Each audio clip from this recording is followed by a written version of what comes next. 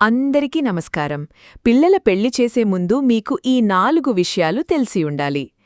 పిల్లల పెళ్లి చేయాలనుకున్నప్పుడు పెళ్లి తర్వాత వారికి ఎలాంటి సమస్యలు రాకుండా ఉండడానికి ముందే మన చేతిలో ఉన్న 4 ముఖ్యమైన విషయాలలో జాగ్రత్త వహించాలి.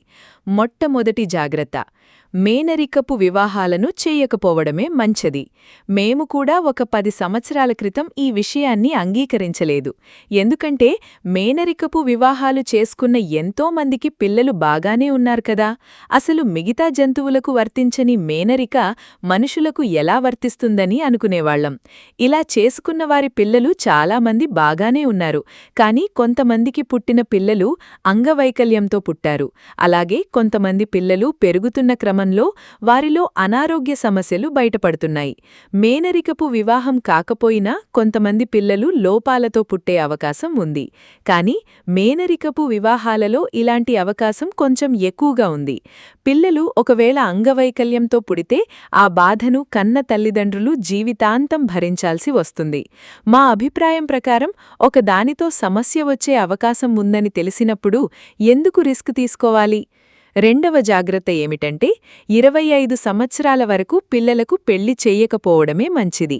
ఎందుకంటే వారి స్టడీస్ కంప్లీట్ చేసి తరువాత వారు ఆర్థికంగా ఎవరిమీద ఆధారపడకుండా ఉండడానికి ప్రస్తుతం కావలసిన కనీస వయసు ఇది.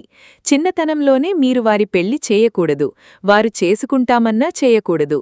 పెళ్లి తర్వాత వారు చదువుకోవాలనుకున్నా లేదా ఏదైనా సాధించాలనుకున్నా చాలా కష్టమవుతుంది. చిన్నతనంలోనే మీరు వారి పెళ్లి చేస్తే ఆ బాధను వారు చనిపోయేదాకా మరిచిపోలేరు. ఇంకా కావలసి వస్తే 1-2 సంవత్సరాలు ఎక్కువైనా ప్రస్తుతం ఏమీ ఇబ్బంది లేదు.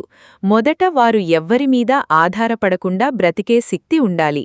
ఈ విషయంలో తల్లిదండ్రులు 1-2 సార్లు ఆలోచించి మీ పిల్లల అభిప్రాయాన్ని కనుక్కొని నిర్ణయం తీసుకోండి. ఇక మూడవ జాగ్రత్త ఏమిటంటే పిల్లల ప్రేమ వివాహాల విషయాలు.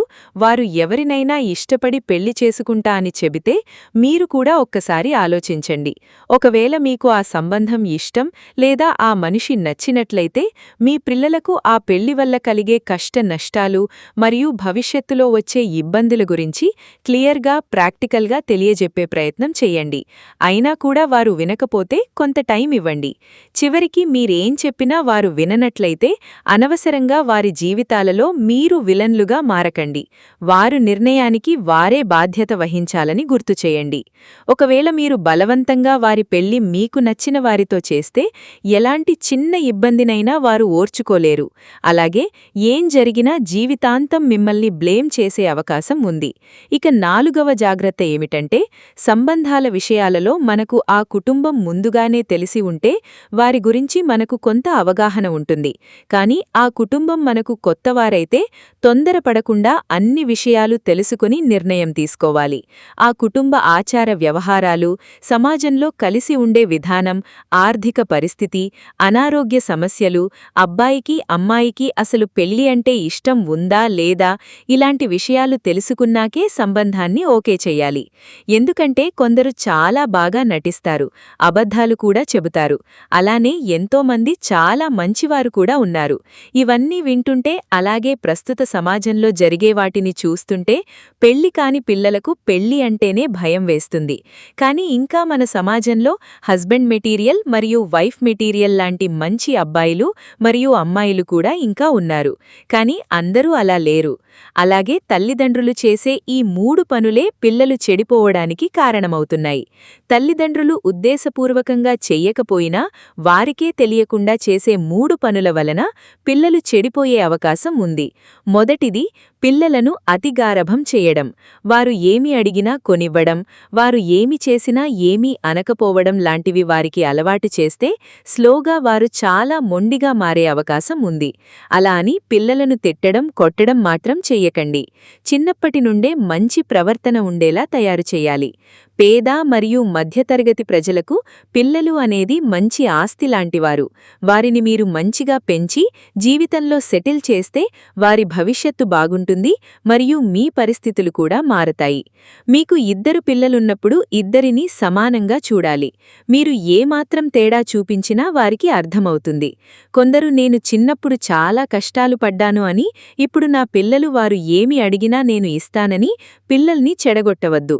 మీరు పిల్లలకు ఇవ్వాలనుకుంటే మంచి చదువు, ఆరోగ్యకరమైన ఆహారం, వారు మీకంటే ఉన్నత స్థాయిలో స్థిరపడడానికి కావలసినవి సమకూర్చండి.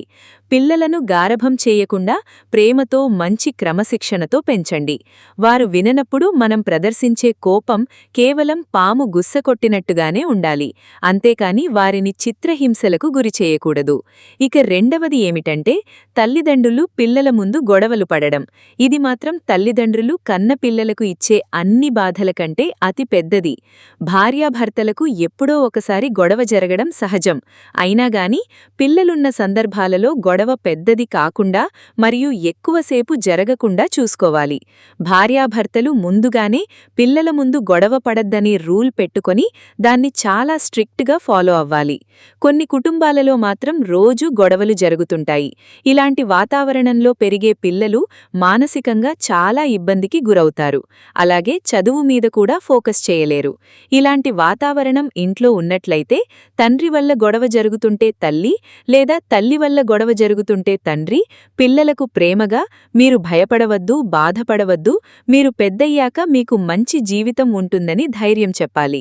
మీ గొడవలు ఇలా రోజూ జరిగే అవకాశం ఉంటే పిల్లలకు హాస్టల్ గురించి చెప్పి వారు ఉంటానంటేనే కనీసం హాస్టల్లో వేసే ప్రయత్నం చేయండి.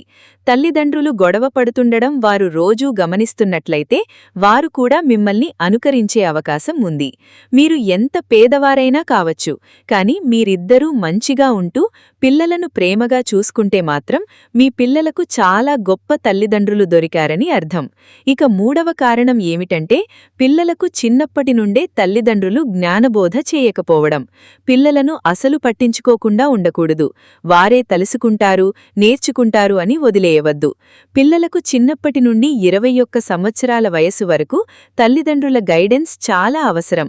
పిల్లలకు చిన్నప్పటి నుండే డబ్బు యొక్క విలువ, పొదుపు యొక్క విలువ, ఎందుకు అబద్ధాలు చెప్పకూడదు, ఎందుకు మోసాలు చెయ్యకూడదు, ఎందుకు చెడు అలవాట్లు మంచివి కావు, ఎందుకు మంచి ప్రవర్తన ఉండాలి అనే విషయాలు సమయం దొరికినప్పుడల్లా మీ పిల్లలకు చెప్పాలి. మీరు ఈ మధ్యలో చూస్తే ఎంతోమంది పిల్లలు చిన్న వయసులోనే సక్సెస్ అవుతున్నారు. అది వారి గొప్పతనం కంటే వెనుక ఉన్న వారి తల్లిదండ్రుల గొప్పతనం. మరి ముఖ్యంగా తండ్రి పాత్ర చాలా పెద్దదిగా ఉంటుంది. పిల్లలు చదువులో మీరు అనుకున్నంత రాకపోయినా, లేదా మీరు అనుకుంటున్నవి సాధించలేకపోయినా పిల్లల్ని నిందించకండి. ప్రస్తుత సమాజంలో ఎన్నో రకాల పనులున్నాయి. కొన్నింటికి చదువు కూడా అవసరం లేదు. కానీ కష్టపడే తత్వం మరియు మంచి ప్రవర్తన మాత్రం అన్ని పనులకు అవసరం. ఇవి మనం చిన్నప్పటి నుండే మన పిల్లలకు నేర్పించాలి. ఎందుకంటే పెద్దయ్యాక వారు మారడం కొంచెం కష్టమవుతుంది. పెళ్లి అనేది ఒక వేడుక కాదు, అది ఇద్దరి జీవితాలే కాదు, 2 కుటుంబాల మధ్య జీవన బంధం. దానిని ప్రేమగా, జాగ్రత్తగా, బాధ్యతతో ముందుకు తీసుకెళ్లాలి. చూశారు కదా ఈ వీడియోని? ఈ వీడియో గనుక మీకు నచ్చినట్లయితే లైక్ చేయండి, షేర్ చేయండి, సబ్స్క్రైబ్ చేసుకోండి. Thank you for watching. సర్వేజన సుఖినో భవంతు.